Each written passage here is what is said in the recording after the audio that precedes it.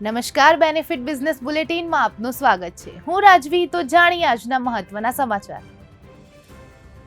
Stock market intraday update. સેન્સેક્સમાં 500 થી વધુ પોઈન્ટ્સનો ઘટાડો, 84,679 પર બંધ. નિફ્ટી 50 167 પોઈન્ટ્સના ઘટાડા સાથે 25,860 ઉપર ક્લોઝ થયું. રોકાણકારોને એક જ દિવસે અંદાજે ₹4 લાખ કરોડનું નુકસાન. રૂપિયો ડોલર સામે 91 ને પાર. રૂપિયાની નબળાઈથી શેરબજારમાં નજીકના સમયમાં નબળા રિટર્નની ચેતવણી. કરન્સી દબાણ અને લિક્વિડિટી તંગીથી રોકાણકારોમાં સાવચેતી. મુંબઈ એનસીએલટી તરફથી વેદાંતા ગ્રુપની ડીમર્જર યોજનાને મંજૂરી મળી. કંપનીના અલગ અલગ બિઝનેસ હવે સ્વતંત્ર એકમ તરીકે કાર્ય કરશે.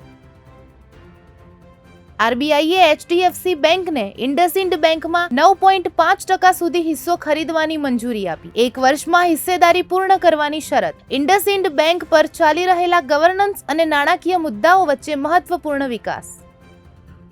તો આવા જ મહત્વના સમાચારો જાણવા માટે જોડાયેલા રહો બેનિફિટ ન્યૂઝ સાથે.